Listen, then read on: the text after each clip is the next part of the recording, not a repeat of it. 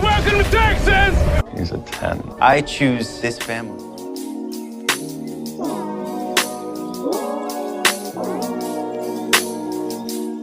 Hey guys, welcome to episode 169 of 911 Lone Star Roundup. I'm one of your hosts, Katie, and with me are my lovely co-hosts, Grace and EJ. Hi guys. Hello. Today, we will be talking about the 911 and 911 Nashville crossover, which was 911 Season 9, Episode 12, titled Dads and Cads, and 911 Nashville 112, Spirit of the Games. As always, we have so much to talk about, and obviously, we will be circling back at a later time for the previous episode of Nashville. I just thought I would mention that, obviously. So let's just get to it. So starting out with 911. This first scene, guys, I felt like I was reading a book. I don't know if anybody else got that vibe, because this sounded like a book. Like, I was just like, what in the world? Yeah, it was weird. Like, with the audio and everything, like that, my brain was just going to, like, what the heck is this? So, whatever, the state, it's weird. Like, it's just, like, the texting voices and whatever, and, like, whatever. So, it's like, the girl picks him up, and, like, they're going to a movie or whatever, and she's talking about how she had, like, a bad ex or something like that, like, or whatever, and then they stop at a convenience store for candy, and I knew something was gonna happen. And then, the guy robs this guy at gunpoint. And so she's unknowingly the getaway driver, which obviously leads to that chase with Athena. And, like, then, of course, this big truck with these, like, cinder block, whatever, crashes their car. The guy ends up being okay, of course he is. And then when the 118 get there whenever, which obviously they did before this, but that's not the point, they get the girl out, and I was just like, oh, like, in my brain, I was like, oh, she's gonna be dead, watch this. Whatever, they get her out, and then, like, they're able to get her back, thankfully. Like, I was just like, oh, this is not good. And then, whatever, I love when she wakes up, or whatever, and, like, stuff, and then she's like, before they get her in an ambulance, she's like, wait, and she's like, he gets a phone call, right? And they're like, yeah, and she's like, tells him to call her, and I'm like, girl, what? This is how men in prison get married. I'm just saying, girl, get off the floor. I'm just like, girl, may I present to you the option of a woman? Yeah, and you're that done with men. I love.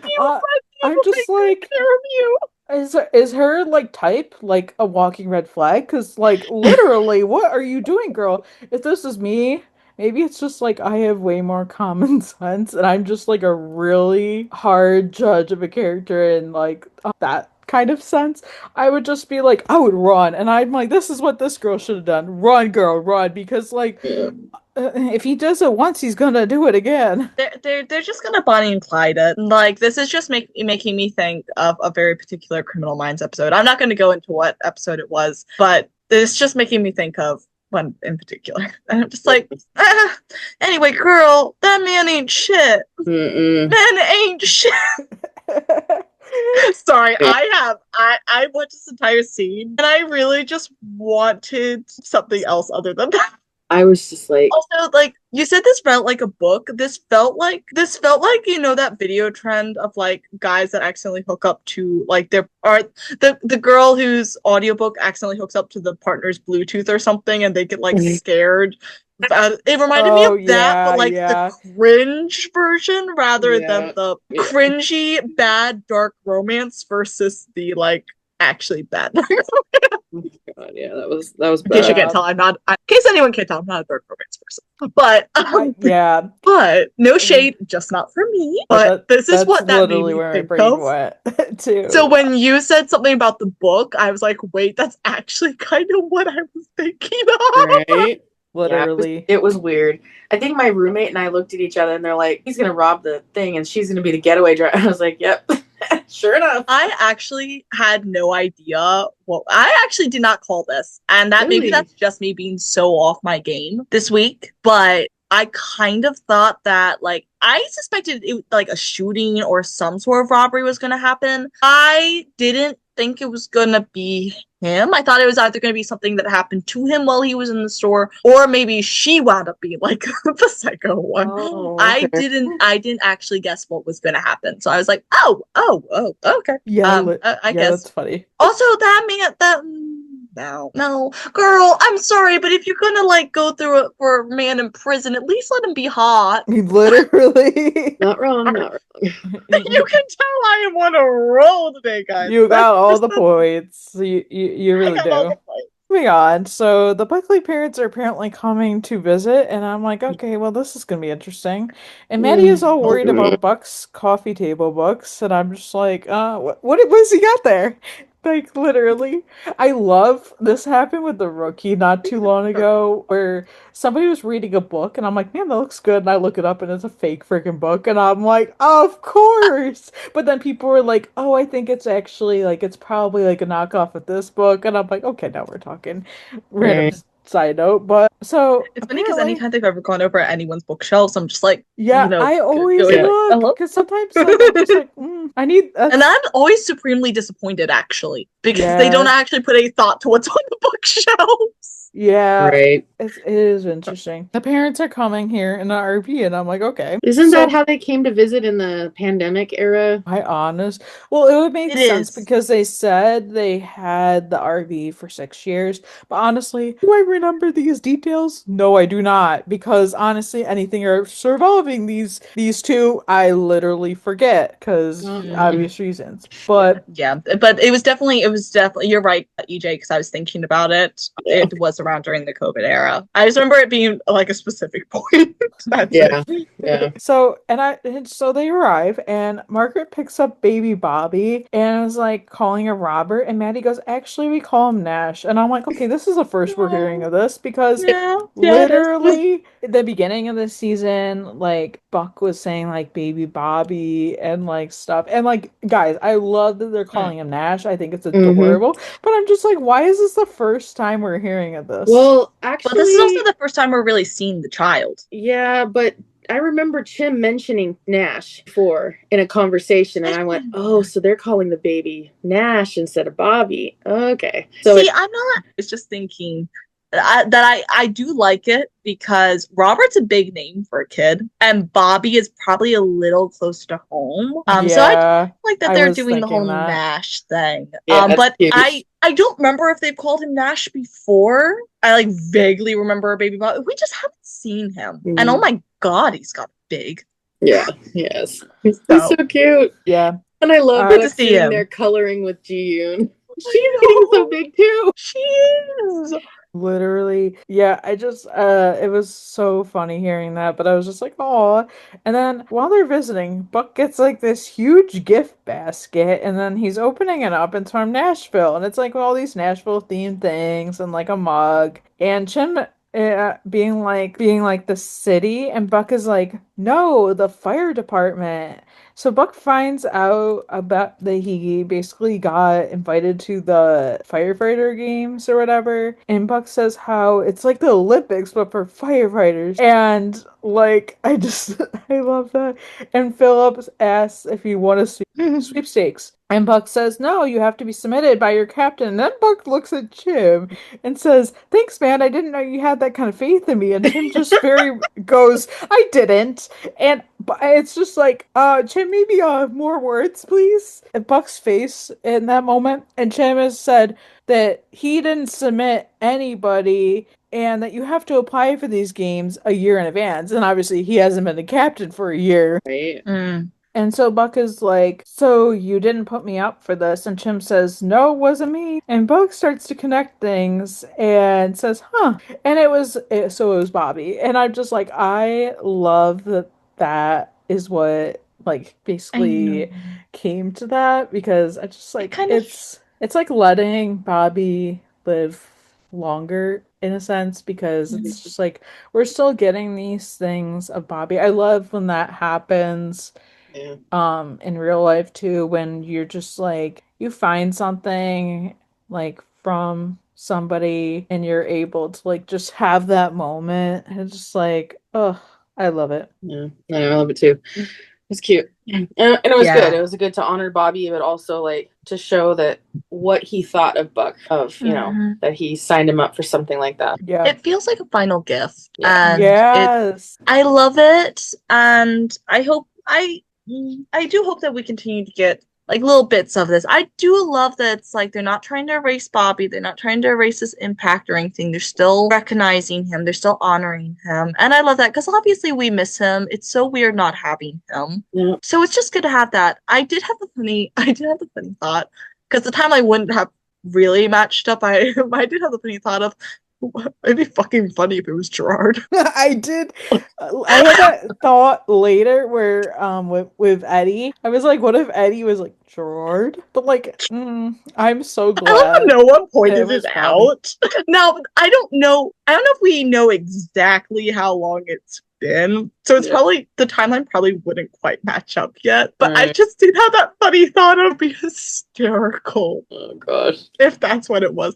I'm glad it was Bobby, but it was a really funny thought. Yeah. Yeah, for sure. The next scene, oh my goodness. Guys, so here, I literally kind of like slightly peed myself laughing at the scene. yeah. So Harry shows up at Mace uninvited with a key and just casually just inviting himself in, I guess, or just walking right in. And Robbie and May were just like, Robbie has no clothes on whatsoever.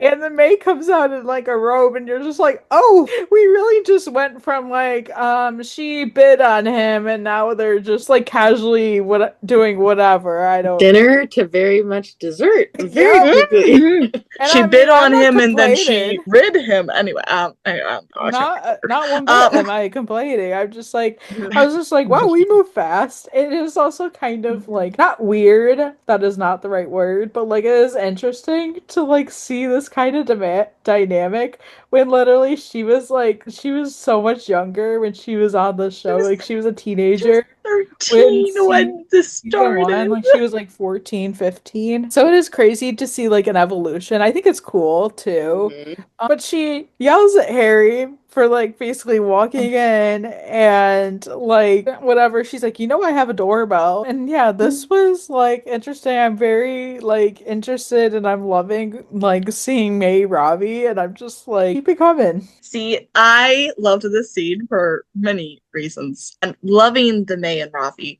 Did anyone else just look at him and go, damn, any rude, jeez. I'm sorry. I didn't know you were hiding that physique under there. Damn, you can't, May. Damn, girl. Anyway, that was Also, he was serving her breakfast in bed. Yeah. With no clothes on, but he was serving her breakfast in bed. Top tier. Yeah. You know what? If it ain't that, I don't. I'm having a blast with this, but this was really funny. Yeah, this was hilarious. Also, Harry, I'm sorry you had to confront that your sister is an adult. Yeah. Like. But that'll teach you to ever open without knocking again. Honestly, it's kind of like when May walked in on Bobby and Athena. Oh I've seen so many edits of like the comparison of that, but it's just like how she was able to be empathetic towards him. Actually, it's a missed opportunity. I feel that it wasn't ever brought up. Right? Yeah. Maybe. I vaguely remember somebody else in this room, walking in on something they shouldn't have seen. And they had a key to the house. Yeah, it's just like, maybe don't show up without sending a text. See, this is why I don't want to give anyone except my literal partner a key to my house. No unannounced visitors ever. My brother and I don't we would never not call or text each other without. And like my parents are the same way because like not in this scenario, but like people like family we had that lived like a half an hour away, like when I was like little or even before I was born, they would like just show up at my parents' house and like want to visit. And it's just like my parents are like, call first. Because like what if we're busy or we're doing something or we can't? Like it's like, what? I don't know. So like my family would never just like show up. My family, that kind of family, that's for damn sure. seen anyone take extensive planning, particularly seeing as one of my sisters is out of the country. So then we move on to going to the 118, and Buck wants to make a catfish, collard greens, coleslaw dinner to celebrate the games, and I'm like, yeah, have you met the 118? Have you met this crew? Because I could not see any of them eating anything like that. I wouldn't eat half of that stuff. That just feels good. Like, that's Southern. Yeah. So, Buck, I think you need to go to Texas for a little while, and they'll appreciate your cooking there. Yeah. But I don't know about the catfish, but I mean, it's common. No, That's a very common Southern dish. It's just that's also like collard greens and coleslaw. Very common. That's a little Southern even for me as a Marylander, but it's a staple of the South. So I know. catfish, Somebody told me that, like, there are certain dishes that you don't want to experiment. If you don't know how to make them, don't try. And those fish is one of them, just in general. Yeah, I'm just saying, very but I'm also for a not lot a of fish people. person. Yeah, I don't like it. I don't really like fish, but I like seafood. Same, yeah. I love shrimp. Fish is very iffy for me. Like, there's some I like and there's some I absolutely do not like. So it's very iffy. But yeah, so he's going all in, as Buck does. And then Hen says how he has never made that, and Buck's like, so? And like, I love how he's just like, what's wrong with that? And then Hen and Chim mentioned something that someone made and Gerard wasn't happy about it or whatever. Like, whatever. We all know how that probably went. Yeah. And Chim says, you experiment in the kitchen at home, not in the house of hangry firefighters, which honestly valid. Yep. Honestly, anywhere, I think that should be a rule. Like, never experiment. Like, I would never make something, or at least I try not to make something without at least testing it myself to be like, is this good? Like, you never show up at a party and just bring, like, some random dish that you just saw online. You try it first. Right. But, yeah, and then Eddie comes in, setting the Nashville mug down and just casually goes, explain. And Buck's like, oh, you got one too? He's like, does this mean you also got accepted in the games? And Eddie asks, you weren't responsible for this? And Buck's like, oh, you have to be submitted by someone of a rank of captain or higher. And Eddie redirects his anger, his resentment at Chim, which I absolutely loved. I loved the glare. It was good. I know, and I love Chim's response of 0 for 2. Yes. So Chim's like, yep, not me. And Eddie's like, Bobby, I love that they were able to connect that so quickly. It was very sweet. And then Eddie's like, he submitted us. Now I feel like a jerk for being mad about that. It's okay, Eddie. It's okay. And Hen says how it sounds like it could be fun. And Eddie goes, do you want to go? And Hen's just like, well, who's gonna watch your kid then? Which was funny. And then Eddie says that he didn't say that he was going, and Chim says, you're really gonna let Bobby down like that? I love the guilt. Oh, yeah, the guilt trip. And then Hens adds, when he believed in you so much. Like the whole guilting into, and Eddie says, you guys are the worst. That is like such a family, but like a work family kind of thing. Yeah. Totally. And then Eddie asks like what they have to do for this thing. And Chim says, oh, it's a friendly competition where you make meaningful friendships of other firefighters that'll last a lifetime. Why do I feel like that should be like a slogan? Like, I don't, it just needs to be on a poster somewhere. Mm-hmm. And you must crush them. That's the important part. And Hen says, you win or you don't come home. And I loved that whole thing.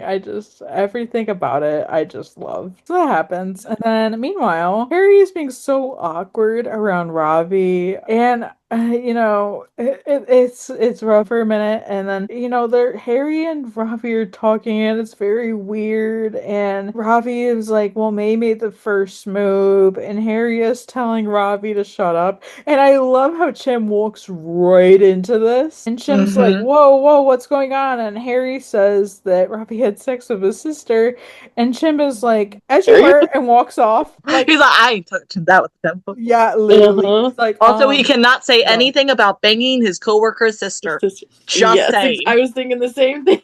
Yeah, I ain't touching that. because I'm gonna be wrong no matter what I say. You can tell how this is weird for Harry because he's young, he's 18, so this is weird for him, but like Buck and Chim obviously had this at a point, and it was just like, okay, well, that's fine, that's normal. I do kind of love that they're like properly showing him being like fresh, like adult, not just, Yeah. oh, he's 18 and just like a little stupid but adult. No, he's an adult, but barely, and he's very much acting like him.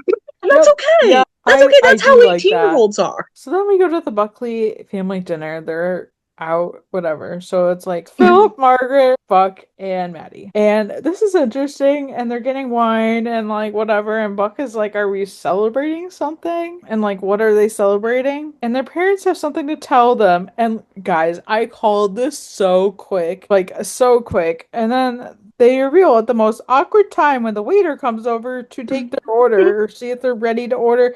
And they just go, we're getting a divorce. And I called this so quick. Like pretty much, guys, like, as a waiter, 30 seconds the in the scene. speed in which I would have turned right back around and walked away. It's literally like Chim and like carry on. Yeah, carry on. I'll go. I have walked up during interesting parts of conversations before. Never quite this interesting, but I would have been like, I'll come back like 10 minutes. You know, I've definitely, like, just in general, I've definitely witnessed conversations in many scenarios in public. So it's always interesting when you hear something and you're just like, okay, I'm gonna go do this, or I'm just gonna be over here. It was just like literally probably 30 seconds in the scene. I was just like, oh, yep. This is what's happening. Like, I clocked this so fast. I was just like, wow. Yeah, I can't say whether or not because I got spoiled. Oh.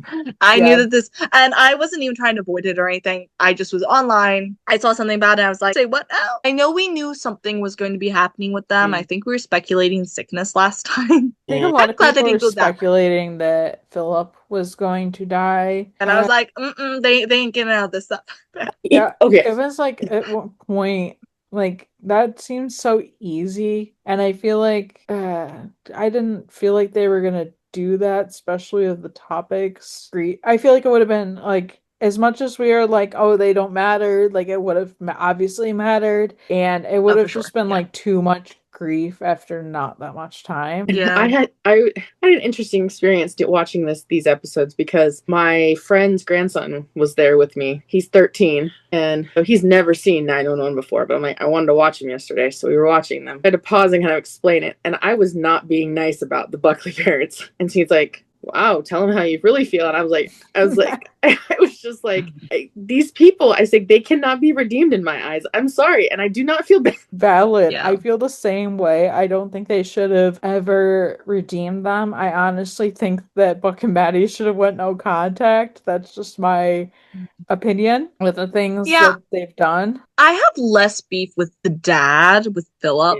Yeah, I agree with that. Whatever the mom's name is, I don't remember. I have less beef with him.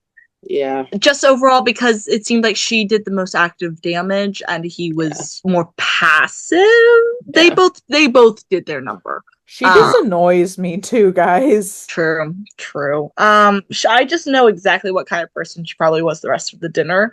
As from a waiter standpoint, that's all I need to know. Yeah. That's all I need to know. Anyway, this is certainly news to drop on your children. I'm grateful they decided at a time when their children were adult, 30 and above. You know, so like you're not telling a 12 and a 15-year-old that you're getting a divorce, and you know it's a little different when you're an adult versus a child. Not that it's not impactful, but yeah, it's just like this is going to be interesting. And you're right. I do kind of feel like I have a little more give with the dad over the mom, because the mom, especially in Buck Begins, she was very well depicted as the one that was the most unable to really handle a lot of stuff Buck did. And I understand, like, I don't want to diminish like being a mom and suffering like the loss of your child. Like, I can only imagine how hard that was. Right. I don't want to diminish that, but like we've just seen so many different times like what shitty parents they were and like how they made Buck's life such hell. And particularly her,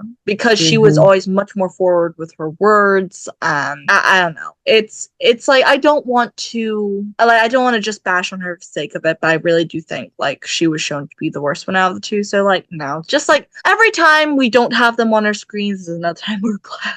Right? Yeah, I hope true. I hope this doesn't mean we're gonna have more of them now that one of them, like now that the divorce, one of them's gonna come and live with Buck or something. I cannot handle that. Yeah, that's where I draw the line. Then Maddie goes home to Chim and she's telling him about it, and Chim can't believe that they hit them with divorce before appetizers. Oh yeah, I guess rip out the band-aid, I don't know. And then Maddie said that they didn't tell them why. It was just vague talks about drifting apart and wanting different things. And it's like, yeah, I mean, they don't really have to give you the details of like exactly why. Like, I don't care if you're adults. Like, there's some things you don't really need to know. I mean, like, I get it. I get wanting to know, but it's just like sometimes it's just like I don't know if it really helps you more knowing more, but it's whatever. Jim asked like how long they were married, and Maddie goes 49 years like later in the year. And I'm just like, yep, that does happen. It does happen. And then like Maddie is like, oh, they call it a gray divorce. Like Buck and I Googled it in the car. And then Chim then asked how he is handling this, and Maddie said he didn't really say anything at restaurant besides if you're happy, we're happy. And Chim thinks he's shell-shocked and thinks that he's gonna be trying to fix this, which Buck is a fixer, but Buck I don't necessarily I was like, I don't know if he's going to. Like I know in a lot of senses he does try to. Like I know he does that with Eddie a lot. But he does it with everybody a lot. Like he does, is like such in a that fixer. Scenario, he does it a lot. But I think I saw a take online about this, which I truly think is correct. Like Maddie is the one who remembers the happy family. He doesn't. Like he doesn't have any memories linked to like their parents being like truly happy, to this whole like wholesome. Like to him, his family's always been broken. So I think the concept of divorce at that point is it's just another step. And I kind of do get this in some ways. So my parents' divorce was technically a gray divorce. Oh God, how long has it been since they technically divorced? It's been about 8 years. So my mom would have been about 59. My dad probably would have been about 54, if I've got my ages about right. And they separated a couple of years before, but they still were in their 50s. And so, but I also came from a super broken family beforehand. And so like divorce was that not like, they should never have even been married. I shouldn't exist, truly, for everyone's benefit. But I do. It wasn't a bad thing that they separated. It was like the natural step. And I think that might kind of be where Buck's like, it's just another step, you know? But Maddie has more links to that whole happy family image, even if it wasn't super long lasting. So I think they're just going through different roads with it. This was actually a term that I had never heard of before. So I just looked it up because I was like, what is this? Not that I don't have people in my life that have done this. I just didn't know there was a name for it. It says it's a rising trend for couples 50 and older, often married for decades, ending their marriages, sometimes called silver splitters. These I've never heard that one. Divorces I've never heard that one. Are characterized by complex financial restructuring, including dividing significant retirement assets, pensions, and long-term spousal support rather than custody, child custody disputes. I was like, okay, this is news to me. Yeah. I think like maybe not so much now because it's been a few decades since this became as relevant. But I think when gray divorce really started to trend, it was when women began to be able to retain their assets, when they began to have credit cards and property, when no fault divorce was introduced. Like when women started getting rights and no longer had to stay in shitty marriages, not that that's what's happening here, but just in general, why it's rising, that's when this started becoming more of a thing. Now, I think it's a little less so based on that. Like it's not that these women didn't have like an option before and now finally have an escape by legal terms anyway. But I do think like that's what contributed to definitely the jump of it, and I think a lot of places still find themselves because also like it's been a while since they technically emptied their nest, but I find a lot of families that I hear that split up in grade fours, like once they no longer have kids in the house, they eventually just realize they don't have anything in common anymore. Yeah, that's true. Yeah, and I mean, I can get it. Like having been a caregiver for older people, I can see like where that would be. If you're divorced and you're a single person, there's benefits that you can get that you can't necessarily get if you're married, and so there's, other financial reasons and stuff. So I get it. It's just, yeah, like I said, it's a term that I hadn't heard of, and so I've had an aunt and an uncle do that, so it happens. I wonder if they're going to keep it at vague terms with the Buckley parents, or if we're going to get more towards it. Like, I do think there is something to be said for leaving while you're still on good terms. Yeah. And if that's what's happening here, more power to them. Doesn't have to end ugly, you know? But I wonder if we're going to get more. That's my little side trail on this. So Buck is at Eddie's, and Buck said, wow, this is the hardest thing he's ever had to face. And I love Chris being like, you're strong, you can handle it. And then Buck is like, do I go full Stetson or urban chic? And he's looking at cowboy hats, and I'm like, of course he is. I knew Buck was not talking about anything serious in this moment. Because they led directly in to make it look like it. Yeah, like I just like I get it. We know Buck at this point. I mean, we've had lots of experience, and I get it. Yes. And I also know the show's angle, so there's that. And so Eddie is asking why he needs a cowboy hat, and Buck is like, why not? Nashville? And I mean, yeah, that's totally right. And Eddie's like, yeah, but we're representing LA. Yeah, but if you're in Nashville, like you're gonna get a cowboy hat or cowboy boots. It's like when in Nashville. Yeah, literally. Like my parents went like I think in 2018 or 2019, and like I can't remember if they got cowboy hats. I think my mom looked at them, but I don't think they ended up getting them because they were like some things are like heavy, so they were just like, do we really want to bring this home? Like how often we're gonna wear this? But also they are pricey. Yes, that too. Very expensive. Yeah, especially legitimate, And so, Buck says how he guesses he's just trying to get in the spirit of things. Sounds like Ilya in Tampa Bay for hockey all-star game. Yeah. And Buck's like, wait, you're a Texan. You gotta have a cowboy hat, right? And of course he does. Yeah, it's in El Paso. And I'm just like, yeah, that's useful. Like, why? That was such a good plot because Eddie, it's just like, okay, yeah, of course it's still in Texas. And then Buck's like, great, that's useful.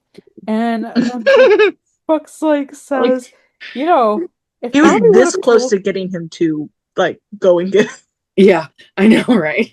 And Buck says, if Bobby would have told us about this thing a year ago, when he actually signed up, you could have brought me back one, as if it's a souvenir.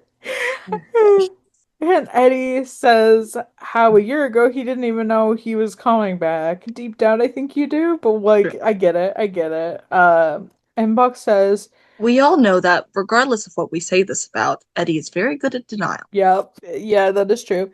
And then Buck says, forget about the hat thing. We need a strategy. And then he's like, a strategy? Like, for what? And Buck says, we're like competing against all these firehouses around the country, and we need to crush them all. And Eddie... This scene was so funny. It was. Like Buck's getting more and more in front of the TV, and Eddie and Chris are leaning around. They're trying to play a freaking video game, and I'm just like, maybe, this is gonna be interesting for you guys. And then, they're trying to play a video game, and Buck is like, Eddie, listen, Bobby chose us for this. Me and you. We have to make him proud. Losing is not an option. I also would like to have a side note. People were like, why was Buck like this? Um, Buck is very competitive, and Bobby Do definitely we knew not that about remember him. anything about this show? He's so Yeah, Buck is competitive. very competitive. Yeah. And like I know Bobby was a little bit too, and so like it definitely makes sense, and that also I'm sure weighed like this choice for Bobby to do this as well for them. Yeah. But I had to say that, and I just love how Buck then says, he may come from a line of quitters and losers, but TNA is not destiny. And Eddie says how he doesn't even know what that means, and Buck in a very Buck so casual way goes, "Oh, my parents are getting a divorce. I thought I mentioned it." No. Guys, the way No, And I I was just like, love how that was Chris and very Eddie Buck. were both like, what? Yeah. Yeah. Phone. Like I love Buck is just like so casually mentioning things, and I'm just like, yep, that's our Buck. And he's like, wait, hold on. No, you didn't. Since when? And Buck says, since they rolled into town in their RV and spun the news to me and Maddie at dinner. And he's like, wow, Buck, I'm sorry. And Buck says, why? They're divorcing each other, not me. And Eddie is like, yeah, but they're still your parents. And Chris says, it's always hard on the kids. And Buck says, not me. Damn. That Eddie's I'm face fine. when he said that was just, oh man. My heart. Yep. Yeah, my heart kind of got that one. But also, Chris says mixed memories of both of his parents, but he's got memories of his parents. Mm-hmm. He's also got memories of saying mommy's gone, as we saw in It Begins. But yeah, no, this is what happens when your child literally never like sees his family as whole. Yep. And this scene was it shouldn't have been as fun as it was. Yeah.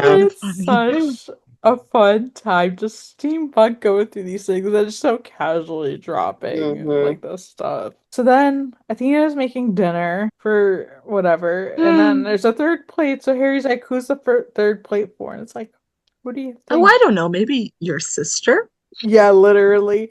So Right? yeah, May's coming over for dinner, and it's just so awkward. They're like casually bantering back and forth, and like things get heated, and May ends up leaving. And then after, Harry asks Athena if she is even curious about what that all was about. And Athena says she can't because she is having pie. And honestly, Athena, you enjoy that damn pie because, You like, enjoy literally, it? sometimes you gotta let siblings just hash things out on their own. They're Right. both adults. You kind of just have to let them handle that on their own. And as like I know my parents have dealt with these sort of things where sometimes they have to step in. I mean, not stuff like that doesn't really happen anymore. But like Yeah. sometimes you just kind of have to let your kids do their thing, especially with their adults. Like you kind of just have to like if you're there, if like obviously you need to be, but like they're gonna have their own tiffs and Yeah. whatever, and they kind of have to just work through it. I think So it's I so would have funny. loved to have heard Athena's take on that. I She's like, know. Yeah. Although I didn't you think were it was what now? necessary, I feel like it would have just Yeah. No, it's but it their would have been really thing, funny. and it just doesn't seem like it should even be brought up. Yeah. I know, but it would have been really funny. Yeah, I thought it was funny. I was like, who's we have that May scene with her walking in on Bobby and Athena playing around. Mm-hmm. So I was like, we kind of have that parallel now too. Yeah. Yeah, it hits so different for me, but like I when I've seen people talking about it, I'm like, I understand the sentiment, but like to me, it's very much different. Then we get Maddie and Buck, and I loved this scene so freaking much. So Buck is hitting a tire of a hammer, as one does, and Maddie says how that looks oddly satisfying, and Buck says it is. And Maddie's like says how she shouldn't attempt it under the influence, and Buck is like, under the influence of your third lemonade sugar rush. And Maddie says, that she put vodka in hers, and she also put vodka in his, which I thought was funny. That is a very sibling thing. Right. But then Buck said that he didn't know it was that kind of visit. And Buck tells Maddie that she doesn't need to worry about him. He's fine. And Maddie says she's not the only, like, that's not the only thing that they could depend on is their parents had each other's backs. Buck says, yeah, they're not fighting. If they're not fighting, they're giving up. So Maddie wishes that they were fighting, but Buck says that's just not their parents. And Buck says, who decides to divorce and jump into an RV and drive cross country? Yeah, that is my same question. Well, it also depends where they were, because obviously they've been traveling. So Yeah. if they're driving from Pennsylvania, LA to literally tell their adult children that they're divorcing, I'm just like, I guess that's where your priorities lay. But that's literally something only their parents would do, I think, is what they were talking about. And then Buck says how, when Bobby submitted them to the Nashville thing, Eddie wasn't even here. He was still living in El Paso. And Maddie is like, you think Bobby knew he was coming back? And Buck is like, because that's what families do. No matter how hard it is and how far apart they are, they find a way home, even if they have to fight like hell to get there. I love that. And Can I then just say that reminded me of the monologue that Buck did at the end of 303? it's been a minute since I've seen that, but yeah. It's talking about going from where you thought you were going to where you are. It just, I don't know. It's just the way he was saying it. I was like, that sounds familiar. Maddie says how they never had that, and Buck says, no, not with them. And Maddie asks, like, wait, is there another family I don't know about? And Buck says, yeah, there is. The one that you married into, which I loved. And obviously Buck has, of course, experienced that with the same family, with the 118 family. And I loved the scene. I love seeing that we've been getting quite a bit with the Buckley siblings recently, which I love. Literally, I'm like, keep it coming. It is funny because during the scene, I was remembering the line is when Maddie and Buck were talking about their parents in, I want to say it was 404, that they figured, like, that he'd always figured they just liked each other more than they liked them. I just find, like, in retrospect, that's such an interesting line. Yeah. I know. I was just thinking about it because I thought about, well, watching, but I forgot about it during our initial talk about the divorce. So I was like, that came into mind during this episode. So I don't know. It's interesting in retrospect. And then we go into the next scene, which trigger warning for this scene. I know that nothing like explicitly happens, but it's emotional one. So this woman finds a note from her husband, and so then this ends up leading her to call 911 because she's not really sure like who to call, whatever. So Maddie kind of walks through it with her, and so she found like a suicide note, and he had gone camping, and like she hadn't heard from him in days. So Maddie has to like kind of like get in contact with a park ranger to be able to check on him. And like then like she's able to like connect him with his wife, and come to find out this note is from like 30 years prior, and he always just kept it as a reminder. Um which I was glad that this is where the scene went and not in a different direction.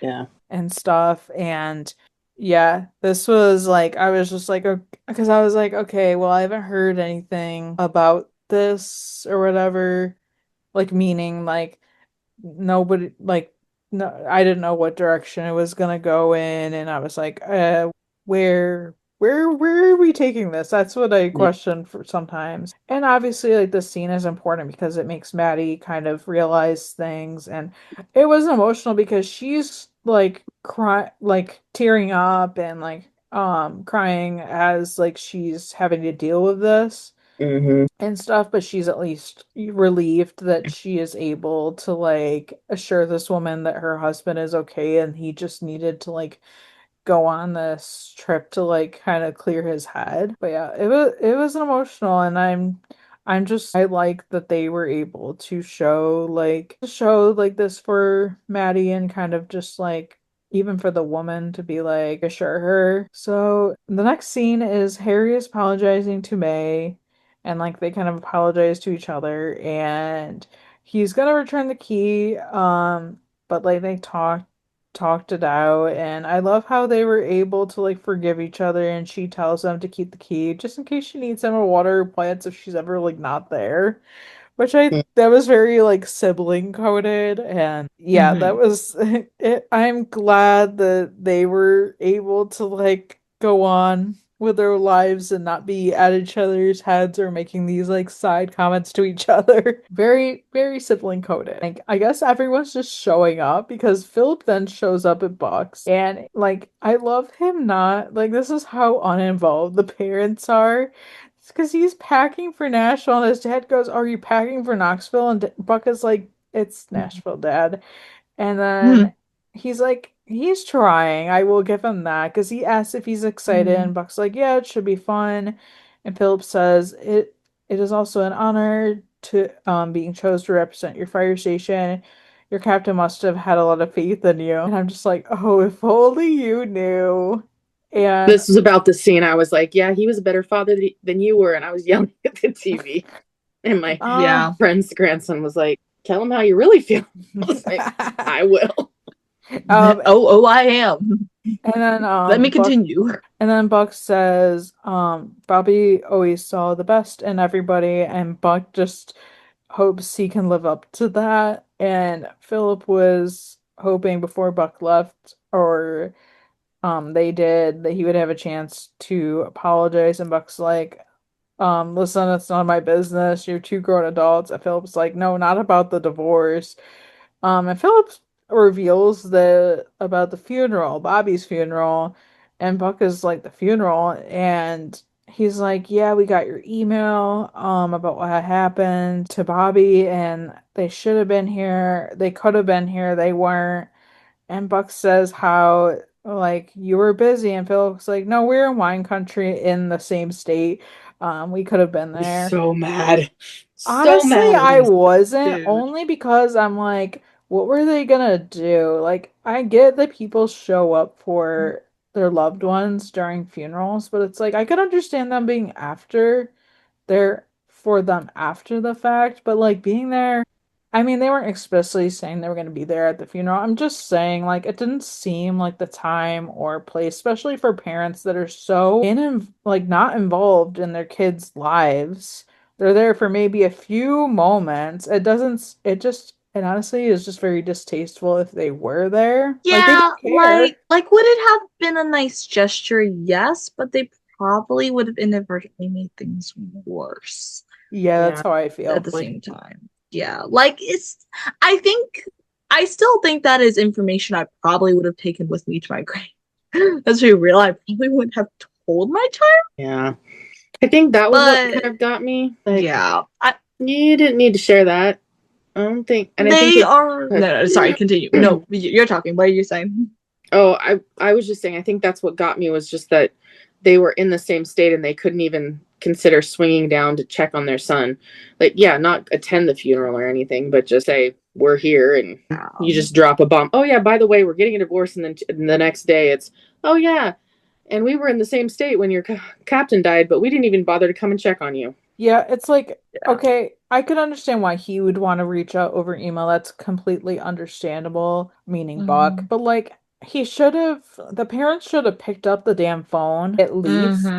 Because it's like, what do you mean you're communicating by email? Like, yeah, no. But like, at the time, as a viewer, I wouldn't have wanted them there. I would have been pissed if they came there. But like, as like thinking about it as like Buck, it would have been nice. But in other sense, I'm just like, I mean, I don't know. I think Margaret, that's her name. I think Margaret and Philip Buckley are just the poster figures for people. Some people should never have children. Yeah. That is simply the end result of that. Like, yeah, like he tries to apologize or whatever. It's whatever.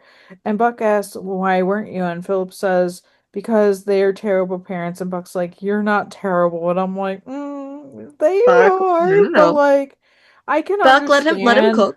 I can understand why some people choose to move on, because honestly, holding on to like grudges and holding on to hate is never healthy and it's never good. And yes, some people do not deserve to be forgiven or they don't deserve that, like that kind of thing. Like they don't, that's not whatever. I'm not saying that you should forgive everybody just because of the heck of it.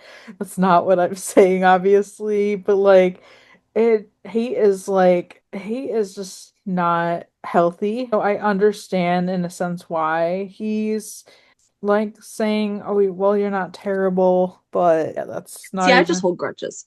Yeah, So- I'm not gonna say I never do, but I realize that like it's really not a healthy thing, and a lot of times when I feel like drained or something, it's like, oh, it's just like you kind of just have to let things go because it's really not healthy and it's really not doing you any good.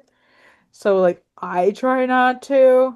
See, I'm But just at the point where if my parents looked at me and are like, "Oh, I was a terrible parent," I'd be like, "Where have you been the last 24 years?"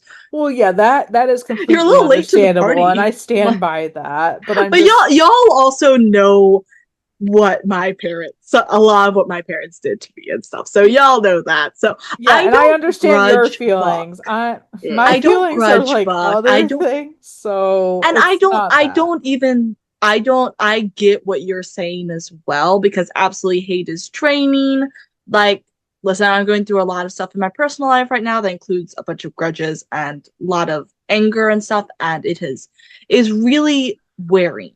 And so I absolutely I get what you're saying. I also get Buck deflect, like not like going, oh, you're not terrible. Like, I get why. But also to some degree, I kind of look at it like, you're late to this. I wouldn't have blamed him if he did that. Just saying. Yeah, it is also a very tough spot to be in because it's just like, what is he supposed to say to that Most stuff? of us in that situation would freeze up. Like, what are most people gonna say? Like, Right, right. honestly, up until pretty recently, I probably would have said the same thing. I just give less shits now. Yeah, totally. And so Philip says, like, not great, and Buck says they were fine, and Philip like appreciates that, which whatever. And then he sees a picture of Bobby and says to Buck that he thinks he knows what Bobby meant to him, and he's so sorry Buck lost him. And Buck says, like, thank you, and Philip says how he was hoping maybe if Buck had a moment that he could tell him a little about Bobby. Buck is like, you want me to tell you about Bobby? And Bobby. And Philip says how he'd like to know more about the man who helped raise your son. And I'm like, man, this is the first right thing you've said like ever. But not I'm helped like, raise. listen. He did raise him. So like, you know what? They're not going to give us the full thing, but at least he was able to acknowledge this little thing. Yep. The reason I like this is just because it is still him trying in like his own way. Absolutely.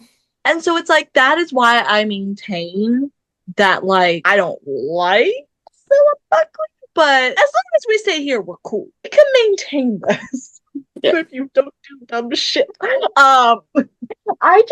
liked, because it felt like it is a scene that's been lifted out of a million fanfics I've read, but it was Right.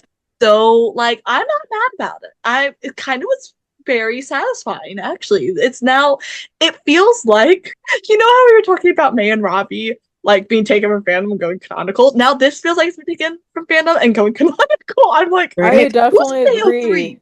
Yep. Ryan, Tim, are you on AO3? Somebody Get is. out of my face. Surprised me. Abort! Abort! Someone's on Tumblr. Yeah, I do really like, I'm just like, they're acknowledging that Bobby basically raised Buck, and I This feels love that. as validating as when it was Athena that said, like, Bobby brought his own kid into the relationship. Oh, when Like, May was telling Bobby about Yeah, May was it said the that. yeah, May. That's who. Yes, that's who was saying. I was like, who was it again? Yeah.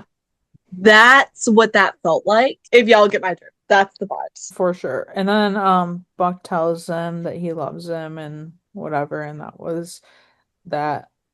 They really, they did things in this scene. I did really like it. We did get a lot out of it.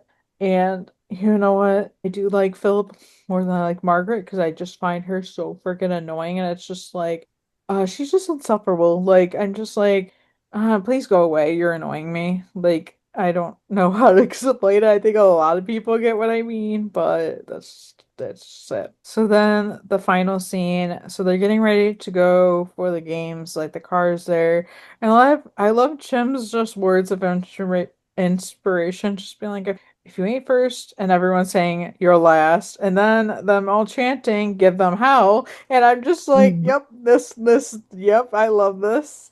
And then Ravi and Harry like kind of make good or whatever, and Harry tells Ravi, you're a good guy, and Ravi says, so you're cool with me dating your sister? And Harry says, not unless you be okay with transferring to a different firehouse. And I'm just like, yep, that No. Bugs I Bunny meme of no. yeah, I understand he's an 18-year-old guy, but like I'm just like, dude, do you really think you can tell your sister who she can or cannot date? And Right? also like she is a grown ass woman. She's like 23, 24. I know people online were speculating. They were like, Ravi seems like he's like 28, and I'm like, I don't think so. We've never had a confirmation of his age, and we don't know how old he was when he started. Because he was a Pro B when he started, so it would have been within like a year of him going to the academy or whatever. Because the academy is 26 weeks. So I don't know, like he literally could be any age, is the funny thing. Yeah, and he was a Pro B. He had just started in what 406 Jinx. So yeah, that's technically what 5 years ago, but we Yeah. don't know exactly Yeah. how much. So yeah, he could be in his mid to late 20s. I He guess could, it's or he possible, but like in my head, that's just not where I go. And I get also everybody is speculating, of course, right now. So like it's just like it's just like, and people are like being weird about it is my thing, or at least some people are, because they're like, oh, that's just so weird. And I'm like, it's like, okay, like anything like when you're in your like mid 20s, dating somebody in their late 20s is not weird. Like after like that is high school mentality. after you graduate It does not matter. college, it really doesn't matter. Right. When you no longer have a teen at the end of your age, and I ideally prefer to say above 21, but that, I dated someone a bit older than me when I was 20. So, but it's less weird when you no longer have teen at the end of your age.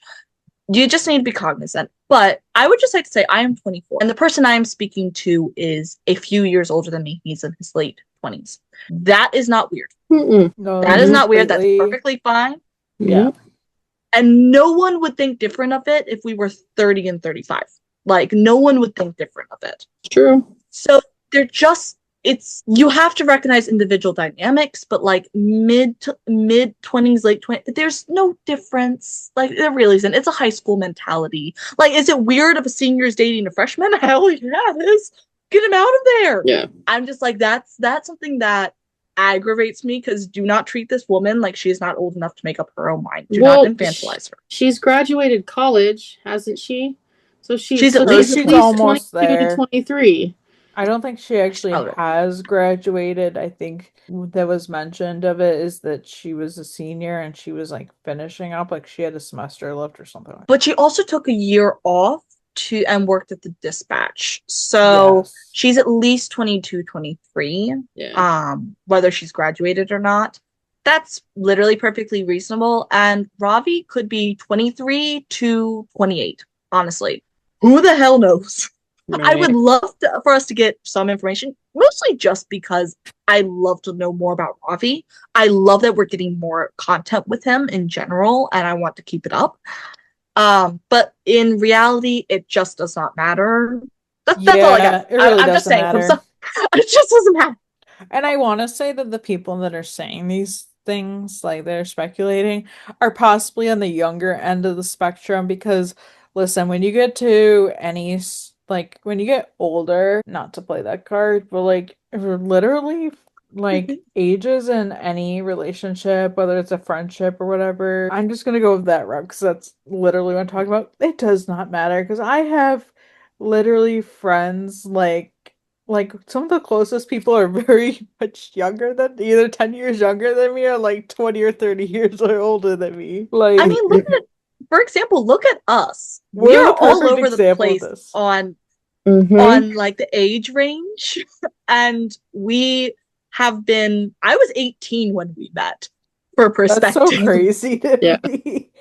And y'all have been some of my greatest friends that entire time. Like, y'all are like family to me, so it does not matter. Right. Yeah, absolutely. Yeah, I was like 37. And it's, I think about it's funny because we joke about it and it's no big deal, but yeah, I mean, it's just it's an age thing, and I love that we have different generations on our podcast. I think it's really cool. Yeah, it definitely Absolutely. yeah, and it's like not something that anybody would notice unless we pointed it out necessarily, but I definitely gives like perspective and just like we all can relate in some senses like with that We all can considered. relate, and we all bring different life experience into it. Exactly, And I think that makes exactly. our conversations and our relationships so nuanced and respectful as well. And I don't know, I love you guys. I'm so I glad love we're you guys I love you guys friends. too. Oh, I love that. Okay, But like us is a great example. Just saying. Yes, it yeah, is. for sure. So now we're gonna move on to the Nashville side of things, with the crossover. Guys, I gotta fess up on one thing. This is where I sacrificed most of my fast forward time. Because I just straight up fast forwarded through half of the Nashville oriented scenes, like the 113. I was like, enough to get the gist of what's happening. Okay, cool. Because for any listeners, I had to fit both of these episodes into like an hour and a half, so I was fast forwarding. It was mostly here. Yeah, and it's like I almost mentioned ahead of time and been like, yeah, I totally understand if you guys or even like I was thinking about Grace and watching it because I know sometimes it can be like hard to I was just like, yeah, you can maybe skip this, but yeah, that's just yeah. So okay, we get into the crossover, and I love like just the back end of the scene because Don is giving this overly dramatic speech to his firefighters at the games, and not him saying the word the most dramatic thing and being like, I pray God that you can like tell your grandkids about this. Um, and I'm just like, whatever. And Dude, it I love happens again next year. literally. I know. It's an annual event. I love Eddie's response to this being like to Buck, these Nashville folks are kind of intense. And Buck's saying, yeah, I can't wait to kick their asses. Like, that was my favorite point. Like, I did not give a shit what Don was talking about, but like, I just loved that little tidbit. Um, but then we go to where Eddie and Buck first arrive in Nashville. And they're getting out of the car, and Eddie is just like, "Oh, so this is Nashville. The lights, the music, and not Buck being like, it's noisier than I expected. Good thing I brought a sound machine." And I'm like, when did he turn into such a grandpa? I know. I was gonna ask the same question. I was like, this is kind of out of character for Buck. But I'm like, when did this happen? This whole scene, they flipped. Because when does Eddie want to go party? Yes. And Buck wants to stay home. I know. I told her, like, did the writers forget what character was what and like accidentally flip them?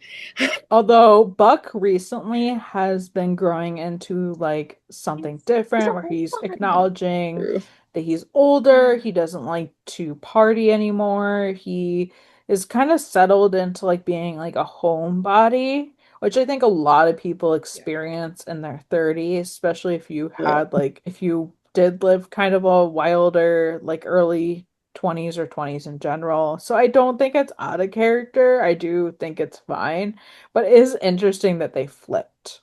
Yeah. Well, also, like, we're talking about Buck experience, like, the wild youth and everything is settling down. Eddie didn't get the wild youth.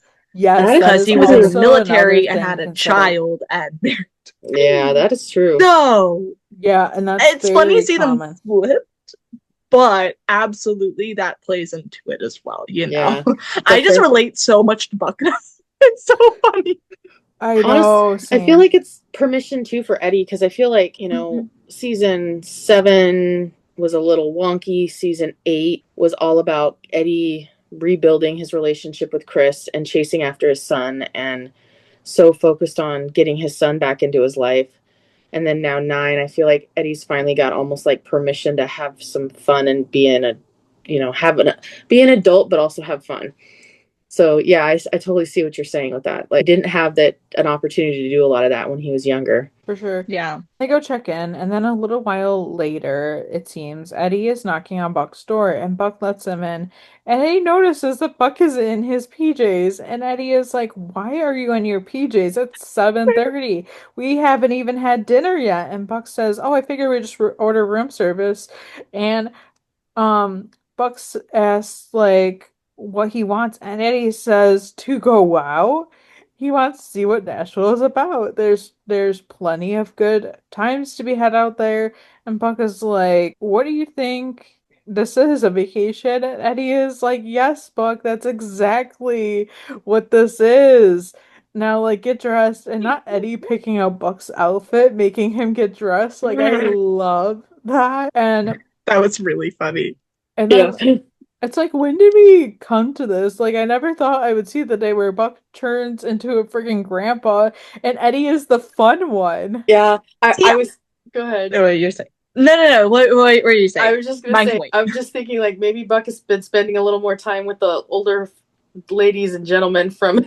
That's so funny. That's so funny. I love that. But I think this has evolved for a while. Yeah. I think it's just Absolutely. these last few episodes that we're really getting into it. I want to see at some point, like, him, him hosting the knitting group on like Tuesday nights or something, or like, because I obviously see that. I was just thinking that, like, it's good to see, like, this is peak best friendism. Yeah. Like, this is no matter which way you cut it, no matter which way you fall on the, like, how their relationship is. I think no matter which way you fall on that, you can look at this and go, yeah, that's how best friends roll. That's peak. Yep. And I do like that. And I loved Eddie saying it's like American Ninja Warrior for firefighters. Okay, and this made me think I love American Ninja Warrior. He remembers the same thing when the night shift did, like, the American Ninja Warrior. Yeah, I remember. Okay, yeah, I was Drew like, I don't know if I'm the only one. No, Drew and Rick had gone to, what was it? They'd gone to visit Drew's parents and were coming back with his mom on the plane, and they got stuck with a bunch of people getting sick. And yeah, everybody else was doing that American Ninja Warrior day shift versus night shift. Yeah, I remember that. That was funny. And I think it was for cystic fibrosis, because it was for, like, their daughter that they had just adopted was there, who just got a lung transplant. Yeah, so I remember that. That was a good episode. I need to, like, rewatch all these things now, but, like, I legitimately, my brain, that unlocked something in my brain. Which, it's totally what it was. Like, and my roommate was like, "What are they doing that one for?" And I'm like, "Well, it helps with this." And I'm like, it's basically all the things that they have to do for their tests to, like, pass to become a firefighter. Just do it in game format instead of, like, test format. That it's very interesting. So Buck is, like, saying how each house gets $25,000 if they win, and he is talking about, "Oh, well, we could get a convection oven for the firehouse," and then he says, like, they don't, like, we don't need that. Like, why would we need that? And Buck says, like, you haven't seen what you can do with it, and mentioning puff pastry, and I'm just like, oh my God. Plus, Bobby sent them there, and they have to make him proud. And Eddie says, like Buck is right, and Eddie is gonna give it his all, but after the last few months he needs to blow off some steam, which I'm like, okay, that's valid. And Eddie does get Buck to go out after he mentions of it being a bachelorette city. And I'm just like, yep. And Buck agrees, but as long as they do a film session when they get back, and Eddie is like, film session, and Buck says, yeah, the old games are online. And Eddie questions, like, what kind of lunatic does a film session for the firefighter games? And of course, Don is one of those, of course. Yep. And No, I but like, actually, that's such a smart idea. Right? it Like, if is, you it want to is win. very strategic, and I love it. But like, of course, the Hearts are like the most competitive. I mean, Oh yeah. we're not surprised being that like Don and Ryan were like doing like bowl whatever things. Oh yeah. Yeah, the bowl. What is it? Mhm. The rodeo. The Yeah. rodeo. Yeah, that's what I was trying to get at. Mm. So it's not surprising. What's that? Speaking of when Buck was looking at the I was just thinking. the cowboy hats, he's like the rodeo, and he's like rodeo. And that was Yeah, the first time funny. it possibly struck me that anyone could say rodeo wrong. I'm sorry. Yeah. Only People Buck. don't know how to I say mean, it. we love him. Well, We but love he's him. spent so much time in. I think what's funny is he spent so much time in LA, so I can understand why they would say Rodeo Drive because that's how it's pronounced down in LA. But you spent time in Montana on a ranch or cattle ranch or whatever you did, so you would Wait, like. that's a great point. And I'm Hold like, up. how did you not know what a rodeo? Let's just say How did it's you been not a have while. a cowboy hat? Maybe it's been a while. That was like. That's a great point. I don't think they just forgot that. Well, yeah. Yeah, it's also It's Buck been a we're few talking seasons. about. I think we're giving him a little too much credit. It's like Like, I Tyler. love it. He's Don't get me smart. wrong, but He just- like, let's think about that for a second. Oh my god. So yeah, I love this dynamic though with Buck and Eddie because then we go into this scene where Buck is like, I don't care what the code of this place is, it's over capacity, and Eddie is like, Buck, loosen up.